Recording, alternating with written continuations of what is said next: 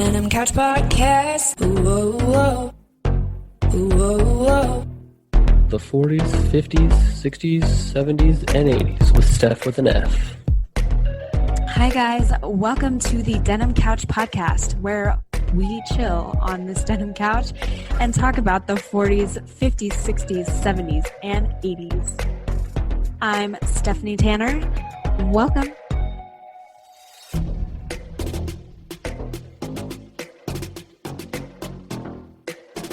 Hey guys, it's Stephanie Tanner with the Denim Couch Podcast. Today's interview is with Parker Sheehan, and I'm really excited. Parker is a wonderful, wonderful man. He is just a delight and just always positive. And when I first met Parker and his wife, he was just very welcoming and wonderful and has such a positive attitude and just a bright person. I'm so excited for this interview. It was so nice of him to tell us all about his memories from the 60s, and he has some great stories. So baseball. Baseball is how I would sum up Parker's 60s experience. He just has some amazing stories about his dad and his family and how their love for baseball brought them all together and also gave them some extraordinary memories and lots to get excited about. So our chat in the library was so very fun. Connecting with people is awesome. I love to get different versions of life from other people's perspectives. So with that, let's get started.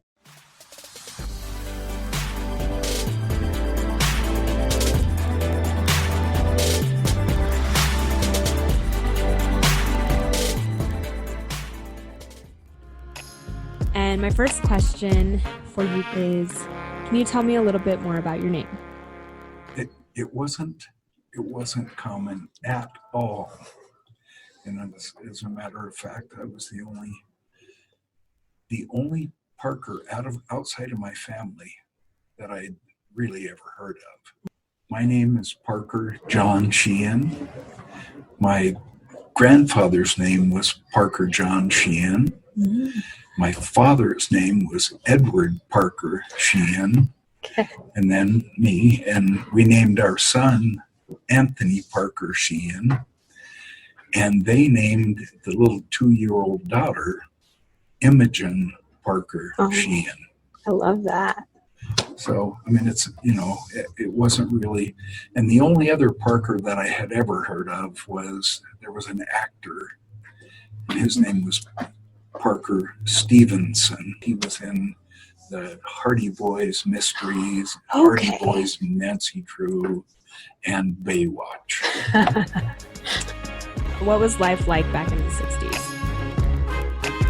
I have very, very fond memories of my life in the 60s. You know, I had friends that we were a very tightly knit bunch. We did everything together, you know. We would ride our bikes across town to visit,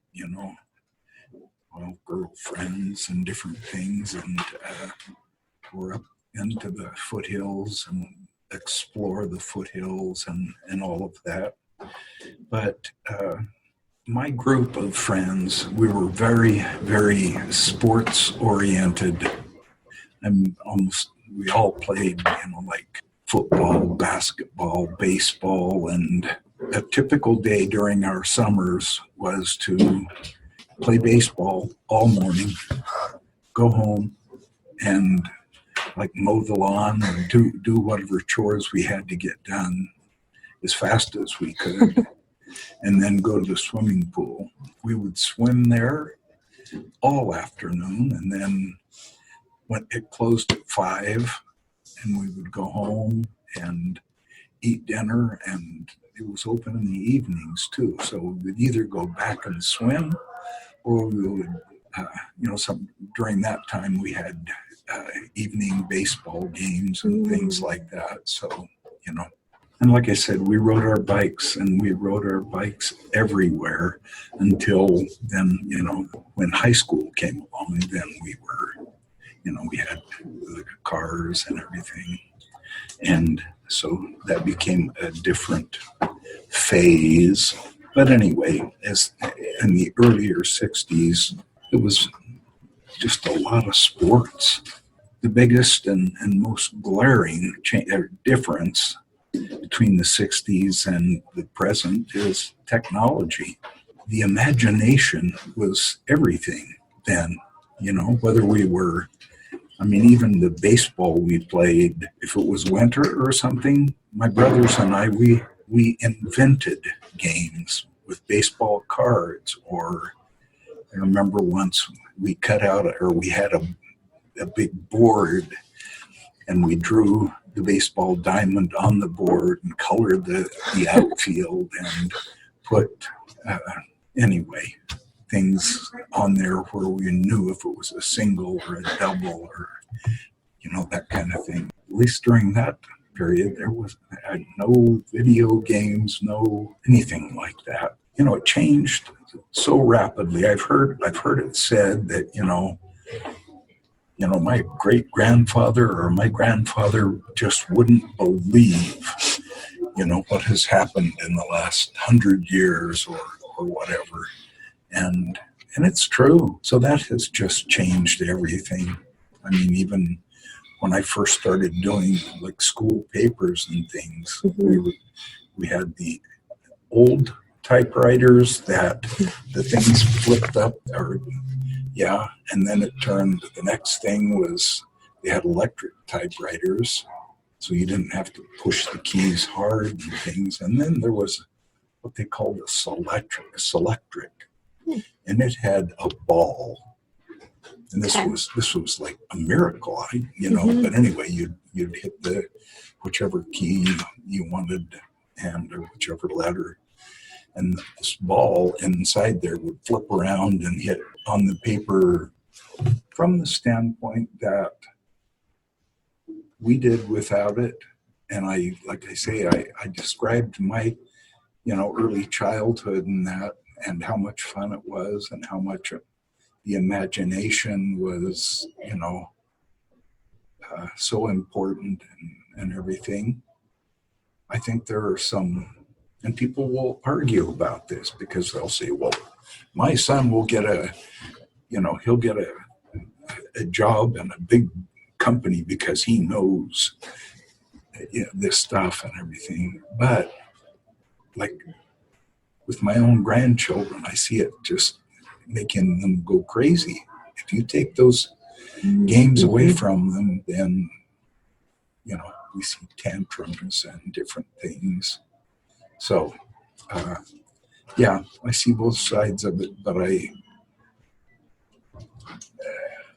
like I said, I was never a big gamer, and I see, I should just stop that. I see both sides of it. What were some popular activities? Although I've described a lot of the popular activities or things that we did when I was young, there were some personal things that I spent hours doing. And I played the piano, and I would just get lost in what I was doing. The piano was a big old upright downstairs in our house, and as loud as I wanted or as soft as I wanted, or be very innovative or whatever. And so I loved that. And although for certain reasons I have quit playing myself, my wife, of course, she's played all of her life, but my son and my daughter, there's so much music in my family, and it has been one of the really true joys in my life. My daughter and son, every Christmas, they play a duet, it's a Christmas thing, but it's sleigh bells. Anyway, it's very, very difficult. And, but I cry. I just cry every time and they've played duets in church. And, so the music in my life has really carried through. And Tara still plays, in church and at home and different things. So, I always loved reading. Once again, I think that was something that I started because there were no electronic games and different things. So that's something that has stayed with me, for many, many, many years. So yeah, reading and music. I mean, I sang in boys' choruses and different things like that. So it's always been, very important to me. What did you do for fun in the 60s? Well, as a family, we went to Disneyland, and that was, although a little bit hectic. As it always is. I know, but it was a lot of fun. I mean, that's one thing that I think all kids really look forward to. Disneyland. Oh, yeah. And so it was fun. My first Major League Baseball game, we went because we used to vacation in the Sacramento area, Okay. which is close to San Francisco. And the first time that we went there, and there was talk of going to a San Francisco Giants game because, I mean, they were just loaded with big Major League stars, huge, and they were playing the Pittsburgh Pirates, who also were, very good at the time. Do you have any favorite memories from the 60s? So we played on, little league teams. Started out very young as in the Pee Wee League, and anyway, but as we grew, the same group of kids played together on the same team. We ended up, very, very good team, and we won the city championship 3 years in a row. So what they did was the league champions always got to go to a banquet in some big building downtown. What they would do is they would have some sports celebrities there as guests, guest speakers and that. And of course, locally, we had a couple, Harmon Killebrew. I mean, he's a member of the Baseball Hall of Fame. He's in the top few, home run hitters of all time. And then Vern Law, he played for the Pittsburgh Pirates. And so they were typically always there, but they would try and get someone else, as an added feature or whatever towards the end after we'd eaten and everything. We had the opportunity to walk in front of the table, and they would sign autographs and things. Because I took a card off our table that said St. Mary's. That was the team I played for. And my father helped coach the team, Ned Sheehan. When Harmon Killebrew got this card, he said, "Are you Ned Sheehan's son?" And I said, "Yes, I am, sir." And he said, he signed it, "Best wishes, hello, Ned," or whatever. And he said, "Son, I want you to know that I used to watch your father play professional baseball through a knothole in the fence." That was really exciting for me.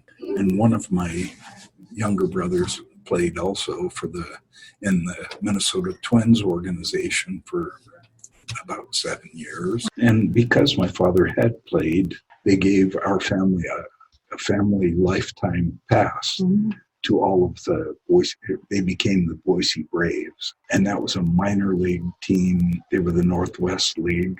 And so a lot of players, it was Billings, Twin Falls, Pocatello, Great Falls, Boise. But anyway, a lot. And so a lot of great players came through, and then they went on to the major leagues. And so we had the opportunity to watch these players as they came through, and on a regular basis.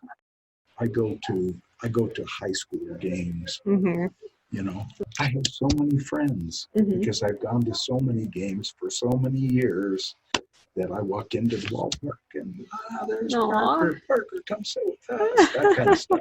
It's more personal to me. And then as far as, favorite memories, also in the mid-'70s, I played for a softball team that won the state tournament several years, and we played in the national tournament. The main thing there was we had so much fun loving, doing something we loved so much, and friendships lifelong and so strong,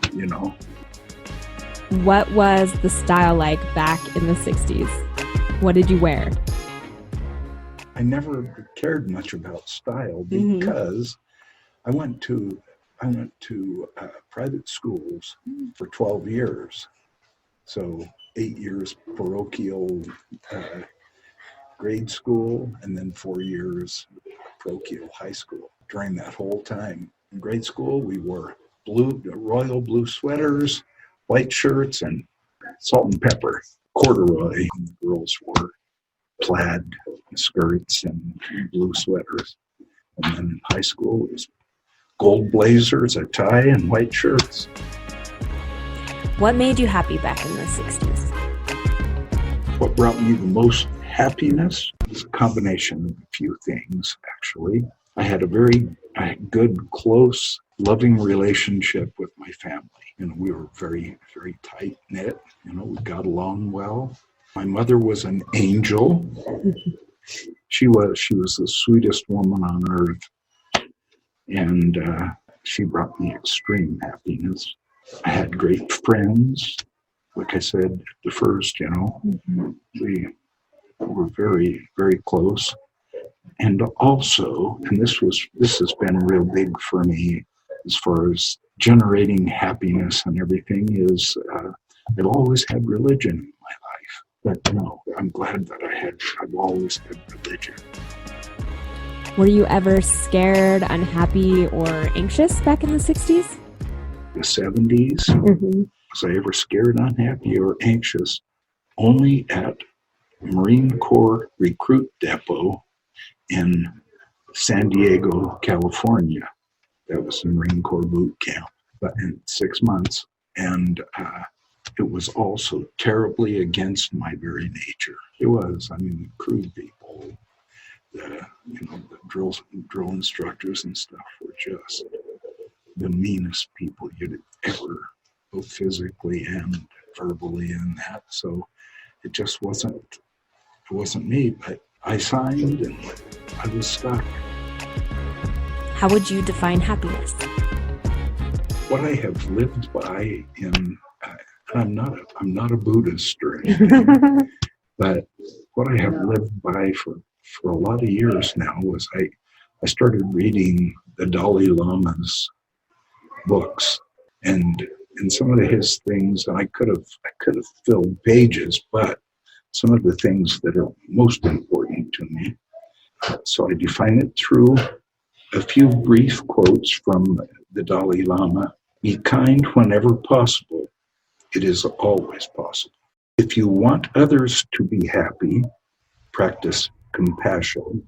If you want to be happy, practice compassion.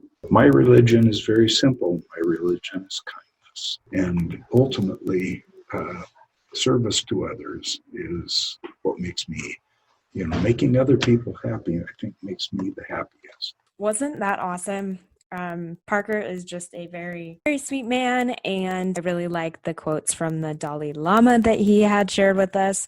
Yeah, for some reason today I wanted to just express my love for chatting with other people and getting to know other people. Most importantly, getting to hear from other people's perspectives. I find that when I look outside my own thoughts and hear from other people and engage with other people and allow them to tell me about what they truly love and what they like to do, what their best memories are, and what happiness means to them. Not only am I able to take away from them, but also I'm able to get outside of myself, and it doesn't become about me anymore. It becomes about people and service and having empathy and thinking about others and assessing other people's needs and forgetting myself or forgetting ourselves.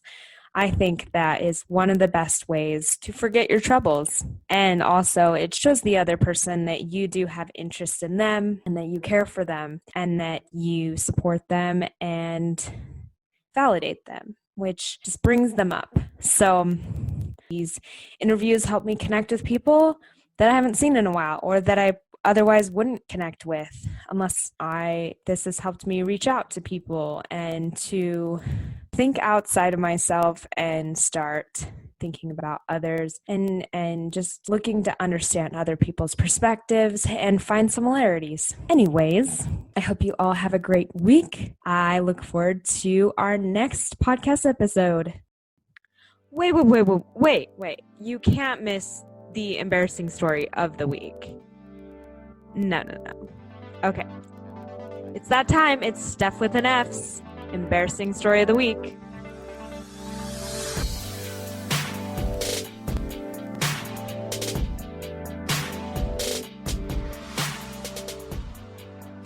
Okay, so this week's embarrassing story is probably the worst of all of the embarrassing stories I have.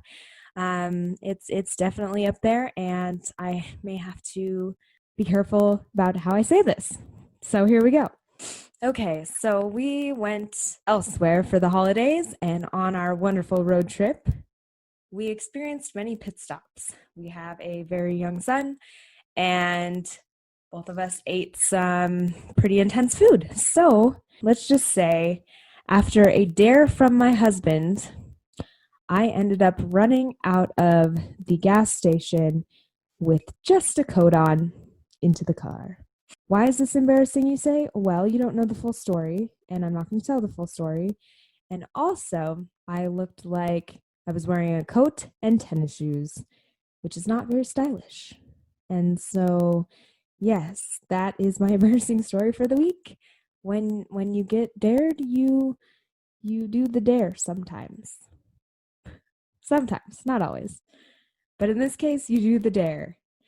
And I won that dare, and that's really it. So I hope you all have a wonderful week, and your week is not nearly as embarrassing as mine can be sometimes. Anyways, alrighty, we will see you next time, and have a wonderful week. Bye.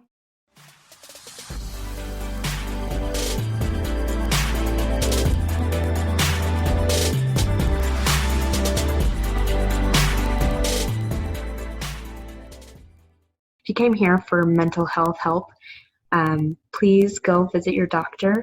If you're looking for some mental health tips, Dr. Daniel Amen is someone I follow. I love what he has to say and offer.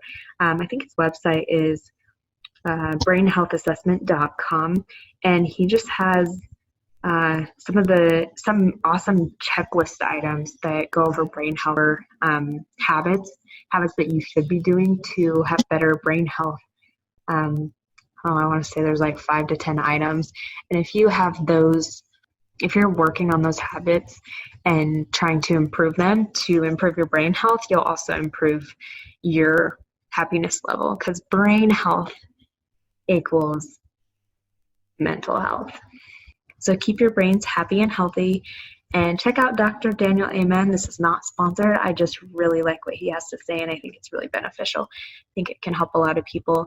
It's actually very matter of fact, kind of obvious, but yeah, we neglect so many of these habits daily, and I do feel like, if you're feeling unhappy, that may be one of the reasons you're unhappy, because you're neglecting your brain health, which is also your mental health, and trying to improve these habits could really help.